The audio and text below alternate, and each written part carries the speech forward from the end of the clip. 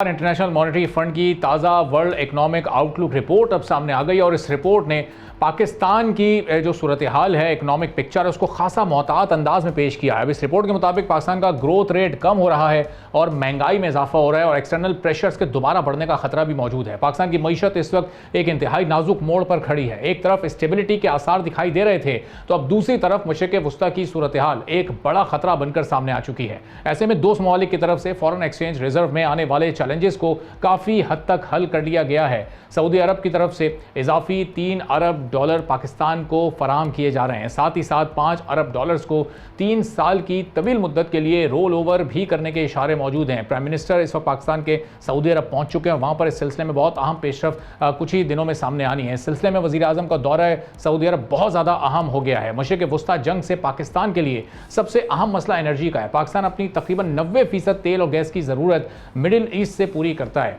अगर वहाँ जंग या सप्लाई में खलल आता है तो इसका फौरी असर पाकिस्तान में महंगाई के साथ करेंसी की वैल्यू और इंपोर्ट बिल पर भी पड़ता है। अब IMF ने फिस्कल ईयर 2026-27 के लिए पाकिस्तान की ग्रोथ रेट 3.5% कर दी है। पिछले साल के मुकाबले में ये सिर्फ 0.5% की कमी दिखाई देती है, लेकिन ये बड़ा वाज़ेह है कि एक साल में कोई बेहतरी के आसार नजर नहीं आ रहे। ये इस बात का इशारा है कि मईशत की रफ्तार महदूद रहेगी। एशियन डेवलपमेंट बैंक ने भी पाकिस्तान के लिए ग्रोथ रेट को 3.5% ही रखा है, जबकि हुकूमत की तरफ से फिस्कल ईयर 2026 के लिए ग्रोथ रेट 4.2% था। IMF ने अपनी रिपोर्ट में महंगाई के जो फिगर्स हैं उसको 8.4% तक बढ़ा दिया है, यानी आवाम पर कीमतों का दबाव बरकरार रहेगा। इस रिपोर्ट में करंट अकाउंट डेफिसिट भी तकरीबन दुगना होकर $5 अरब तक पहुंचने की पेशगोई की गई है। अब इसका मतलब यह है कि पाकिस्तान को बैरूनी अदायगियों के लिए ज़्यादा डॉलर्स दरकार होंगे और अगर ये गैप पूरा ना हुआ तो फॉरेन एक्सचेंज रिजर्व्स दबाव में आ सकते हैं। इस माह 3 अप्रैल के स्टैटिस्टिक्स के मुताबिक स्टेट बैंक के रिजर्व तकरीबन $16.4 अरब हैं। ये पिछले बहरान के मुकाबले में तो खासे बेहतर हैं, मगर फिर भी सिर्फ 2.5 यानी 2.5 माह की इंपोर्ट्स के लिए काफ़ी हैं। अब अगर तेल महंगा हुआ तो यही ज़खायर बहुत तेज़ी से कम भी हो सकते हैं और आलमी सतह पर सूरत हाल इस सिलसिले में हम देख रहे हैं कि रोज़ कभी बहुत ज़्यादा ऊपर जाती है, फिर थोड़ी सी नीचे आती है। आलमी ग्रोथ रेट कम हो रहा है, महंगाई बढ़ रही है। अगर तेल की कीमत $100 से $125 फी बैरल के दरमियान रहती है तो दुनिया तकरीबन ग्लोबल रिसेशन के करीब पहुँच सकती है और पाकिस्तान के लिए सबसे बड़ा खतरा यही है। महंगा फ्यूल, रुपए की कमजोर हैसियत और बढ़ता हुआ इंपोर्ट बिल। इसके नतीजे में बिजली के साथ ट्रांसपोर्ट, खुराक सब महंगे हो जाते हैं। अब इस चैलेंज से पाकिस्तान को निपटना कैसे, इस पर हम गुफ्तगू करेंगे। चौधरी अकमल साहब हमारे माशियात हैं, हमारे साथ मौजूद हैं। अब चौधरी साहब, ये जो आउटलुक रिपोर्ट IMF की है, ये तस्वीर आगे नहीं दिखा रही है। $3.5 अरब की अगर हम ये पेमेंट कर भी देते हैं UAE को, सऊदीया से रिजर्व्स में $5 अरब इजाफी आ भी जाते हैं, आगे के रोल ओवर्स भी मिल जाते हैं। इसके बावजूद भी क्या एक स्टेबल पोजीशन में हम होंगे? देखें, जो IMF की रिपोर्ट आई है, अगर उसके ऊपर बात की जाए तो वाकई जो चीज़ें नज़र आ रही हैं वो इतनी हौसला अफजा नहीं है। लेकिन उस रिपोर्ट में ना दोनों सिनेरियोज को जो है वो डिस्कस किया गया है। मतलब अगर जंग जो है वो शिद्दत इख्तियार करती है, प्रोलॉन्ग करती है, तो क्या उसके नताइज हो सकते हैं, या अगर जंग जो है जैसा कि इस वक्त हालात पैदा हो रहे हैं कि जंग का तकरीबन खात्मा नज़र आ रहा है और गुड नोट के ऊपर नज़र आ रहा है कि ईरान और अमेरिका के दरमियान हो सकता है कि एक तारीखी मुआहदा हो जाए और जिसमें no doubt field marshal general Asim Munir साहब का बड़ा अहम इसमें किरदार है और उसको वी कैन नॉट, मतलब ऐसा नहीं है कि हम पाकिस्तान को इसमें कोई किसी किस्म का कोई क्रेडिट ना दें।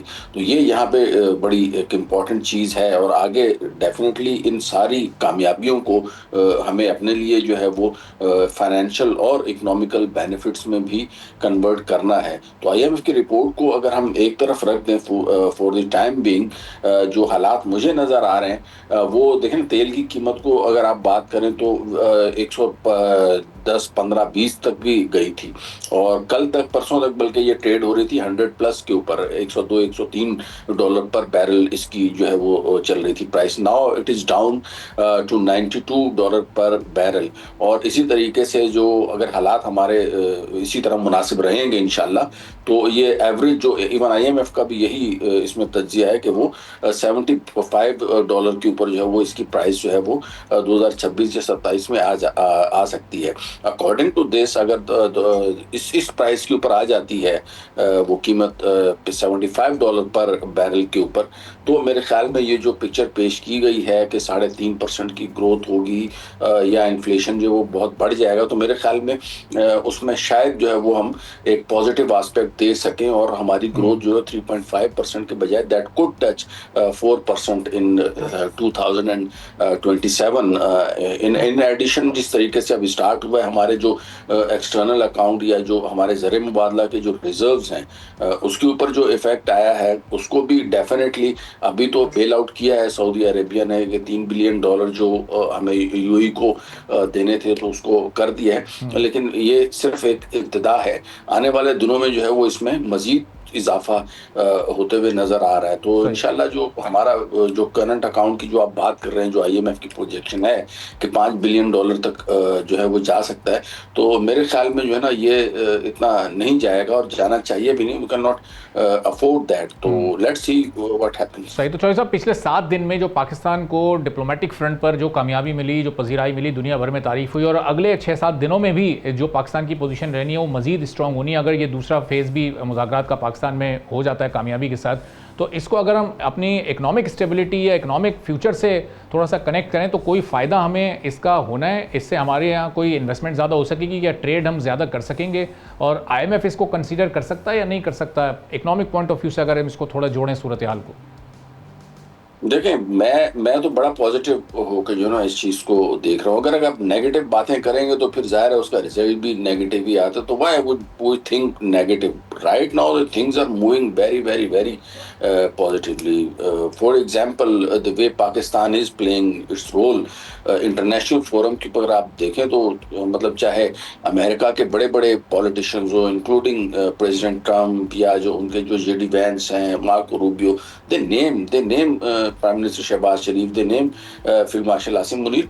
तो दे आर रिकॉग्नाइजिंग पाकिस्तान जो एक पीस मेकर बन के आया है और सिफारती सतह के ऊपर पाकिस्तान का जितना बड़ा इस वक्त नाम हो गया है, जो पाकिस्तान ने इतनी बड़ी जंग को रुकवाने में किरदार अदा किया है और इंशाल्लाह आगे जो नज़र आ रहा है, मेरे ख्याल में वो ज़्यादा चांसेस तो यही है कि जो मुज़ाकरात का अगला दौर है वो इस्लामाबाद में ही होगा, लेकिन जहाँ भी हो उसमें पाकिस्तान का बहरहाल एक अहम किरदार होगा और उसका नतीजा जो है ना वो हमें इंशाल्लाह यही देखने को मिलेगा कि इस ईरान के साथ हमारे ताल्लुकात भी अच्छे हो जाएंगे, तो हमारे पास तेल जो है वो मज़ीद सस्ता आएगा। इसी तरीके से ईरान के साथ हमारी दो तरफा तिजारत जो बड़ी पाबंदियों का शिकार थी, गैस लाइन के ऊपर जो है वो ईरान पाकिस्तान जो रुका हुआ था एक अरसे से काम, उसके ऊपर जो है वर्क इनहेंस किया जा सकता है। दूसरी तरफ अगर हम अमेरिका की बात करें तो अमेरिका को हमारी एक्सपोर्ट्स में जो है वो इजाफा हो सकता है, हमारे टेक्सटाइल सेक्टर को जो है वो इससे बड़ा बूम मिल सकता है, क्योंकि हमारी एक substantial part of our textile products is to USA.